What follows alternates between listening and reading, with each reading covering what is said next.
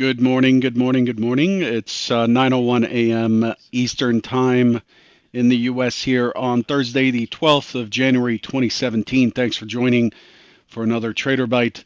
Derivatives trading involves substantial risk of loss and is not suitable for all investors. Past performance is not necessarily indicative of future results. News flow overnight. We didn't get too much, but one of the key things that I noticed here is comments by Mark Carney, who is the head of the Bank of England, stating that the two-year Brexit plan will have consequences. He pushed for a transition deal as opposed to a hard break from European Union to be put in place once the Article 50 Brexit talks finish. The British pound is higher by 0.5%.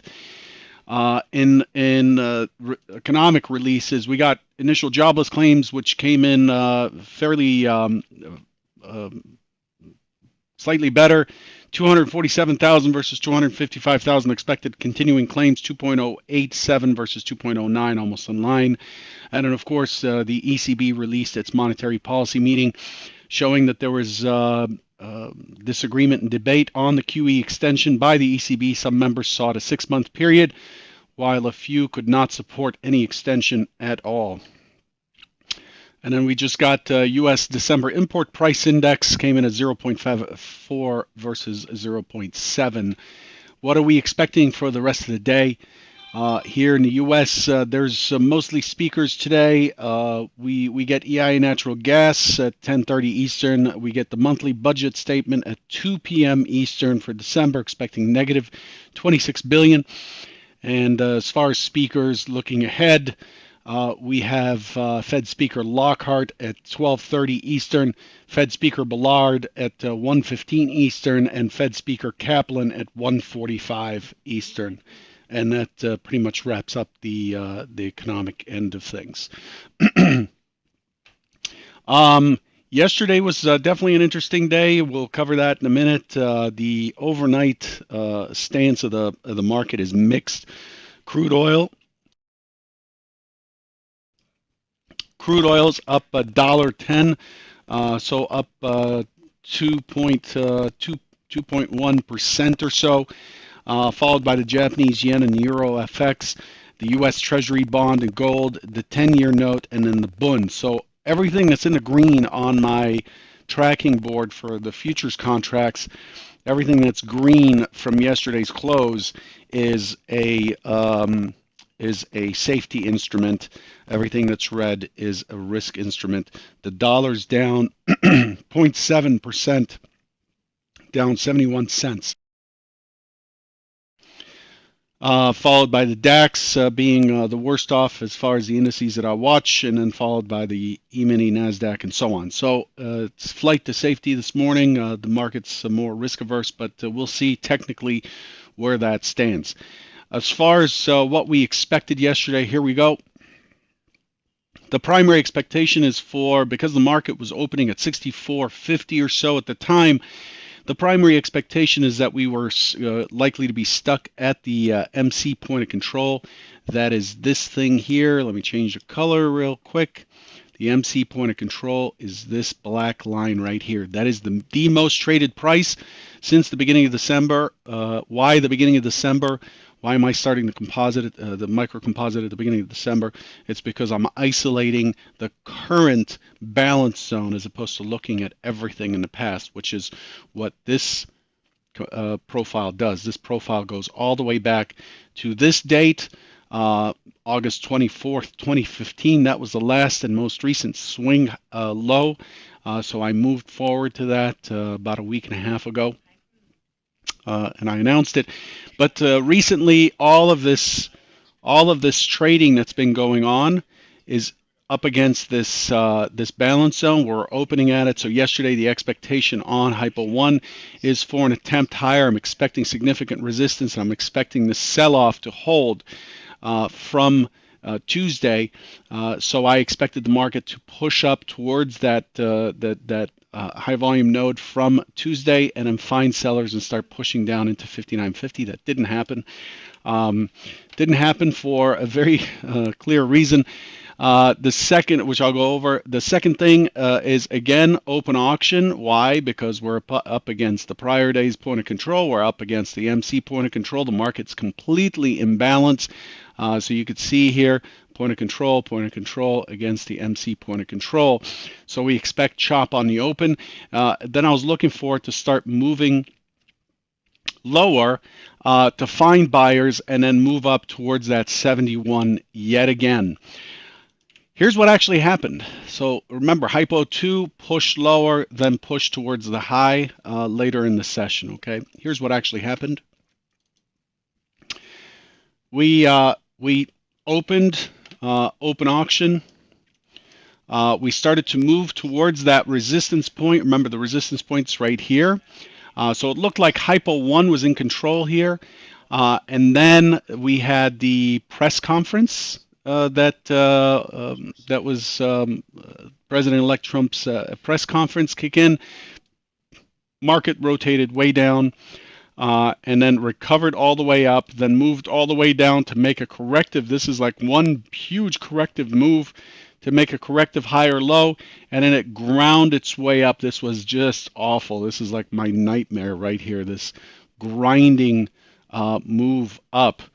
And we ended up where? We ended up closing at 71, 2271. Remember, this is the key area, the key MC low volume node that we've been watching now for the last week. That's basically what happened. How does this work out versus our hypos? Our hypos essentially were interrupted by this action here. How was this driven? Here's what happened in the pharmaceutical biotech sector, based on a comment by Trump that he thinks pharma is overpriced. Here's what they got. They got this explosive down move on high volume. They tried to recover but did not. This is a significant sector in the Nasdaq, as well as a portion of the sectors in the S&P. This is for biotech. Here's what it looked like for healthcare in general. This is more of the healthcare sector. And you could see that this explosive move here is news driven, and you would expect it to return to the scene of the crime, which is at 71.50, right? But this is a promise by an incoming president that he's going to attack pricing for these sectors, for the pharma, biotech, healthcare, and therefore it just throws a wrench in our plan. But that's okay. I like news that interrupts. Overall, what we had yesterday was Hypo 2. Exaggerated, but it was Hypo 2, and overall we ended up finishing the way we expected. Remember, Hypo 2 was expected to test down, find buyers, go corrective, and then grind its way up to 71, and that's what really happened here. But it was, I got to tell you, admission, I like news events. I like these surprises, and frankly, I didn't expect this conference to affect the market at all. Somebody asked, and I said, there's probably going to be a lot of words, big words, because he has a lot of good words said, but they're not going to affect anything because there's not likely to be substance. So attacking an entire sector was not in the cards. So I wasn't prepared for this. So I didn't play this very well at all. In fact, it was at a loss. So that's just part of the game here. This is part of what we do. Now, let's look at the overnight session. The overnight started out, we were neutral extreme yesterday. The IB yesterday, this yellow line right here, was breached down and was breached up. We finished on the extreme. This is called a neutral extreme day. Generally, neutral extreme marks a reversal in trend and a continuation. So on neutral extreme days, we expect the next day to have higher bars. We expect it to pull back because it was neutral.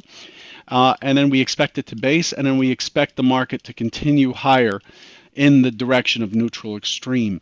But given that it was news, it's just the rules, the auction rules are interrupted, and the market tends to go back to the scene of the crime unless the market anticipates that this interruption has a lasting effect, which in those sectors it does, but in the general index it does not, because we came right back to the scene of the crime yesterday. The overnight just basically drifted straight back down and is stuck under the mid on top of the point of control. The point of control is on top of the MC point of control. Remember the 64, 50, 65 even area. So we are in neutral. This is like a car that is a gear shift that has reversed, lunged forward, and has dropped into neutral, like taking out a teenager for their first drive in a stick shift. This is what it's feeling like. It's kind of a jerky ride, but we end up in neutral and we end up going nowhere. And that's really what happened.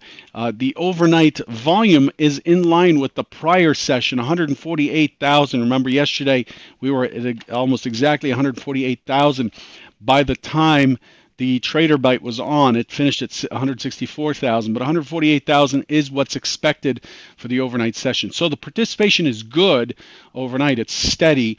We're back from our vacation mode here, and I do expect the first quarter of this year to be full of to provide some really good volatility, some pretty good volatility, because there's so much uncertainty.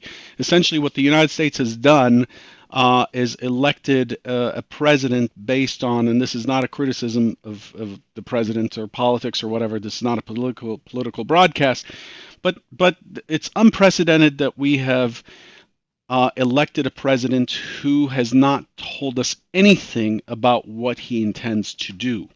So we don't have we have some markers, but we didn't. We don't have any specifics as to what is likely. To happen. We don't have any details as to what's going to happen with healthcare. We don't have any details as what's going to happen with the economy, how you're going to repatriate all these jobs, and so on and so forth. So what does that do? It presents uncertainty. Again, I'm not talking politics here. I'm talking about markets and risk. And when you introduce risk into the market, you introduce volatility. You increase the VIX. People buy insurance through options. That's what affects VIX pricing, and it's good for trading. It's destabilizing for the investment environment, but it's good for day traders, and I expect a lot of volatility coming in because we really don't know what the plan is.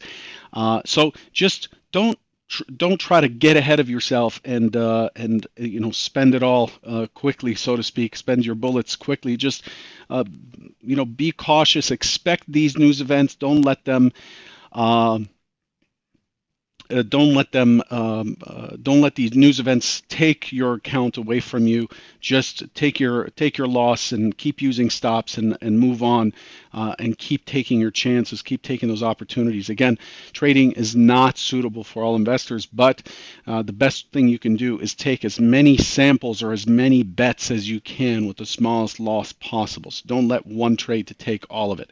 Anyway, back to what we've got. What we've got is a B-shaped profile overnight. So there's long liquidation going on here. We've got the market stuck beneath the mid 2266. We've got it trading at the point of control.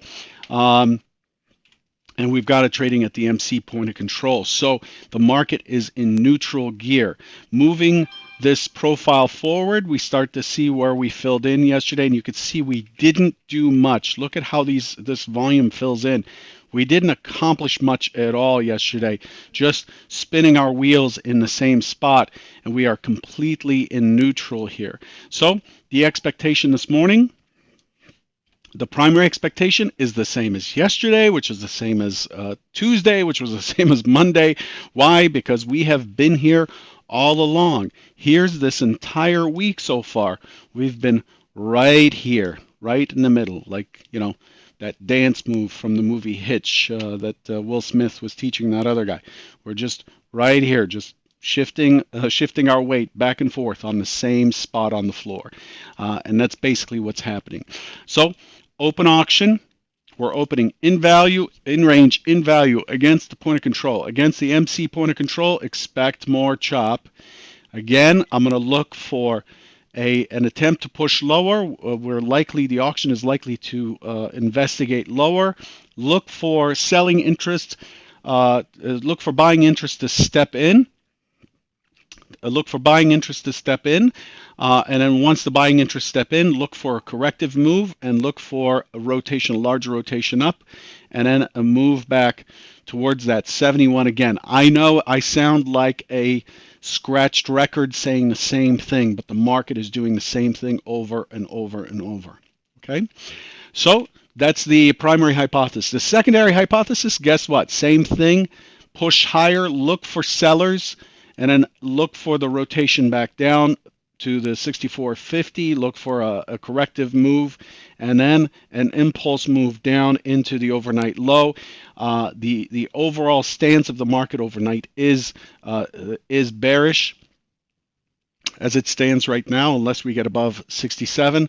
But that's the secondary hypothesis. Our key target below is right down here at the 2252 and 2252.75 area. To retag that open auction from the first day of the year, and that would be Hypo 2. I'd love to see this break down lower, again, not because I have a short bias or think the market's overbought or anything. I don't really have a long-term view of the market, but a move down is likely to bring volatility, and volatility is good for traders, in my opinion. So, as I said, just guard against emotional trading. Just keep yourself in check. Be aware of where you stand. Don't let anyone. Just because the market's chopping around does not mean you should violate your rules, and continue to take exaggerated risk. I continuously see people holding on to their losses, giving their losses a lot of room, but choking their wins. A classic problem, and emotional. The culprit of that is emotional trading, unsure trading, and it's just something we got to keep deliberately practicing and hammering on every day. It's an error, and you have to record it as such and determine how much it costs you to do that, so you can have a real essence of what you're doing. Anyway, I've rambled on a lot today. I'll leave you with that. There is an AMA scheduled, an open AMA scheduled for early February, sponsored by Futures IO. That January 24th, I'm doing the scalping using order and depth flow webinar again. I'll send you out a link for that, and I really think this is an important thing to look at. I really think it's an important way to manage your risk on your entries, is to look at order flow classically. And the last webinar we did on that did not get the point across because we had some issues, technical issues. So I'm redoing that. Look for that. That's a week from next Tuesday. Good luck today, and thanks for hitting the like button on your way out. Thanks.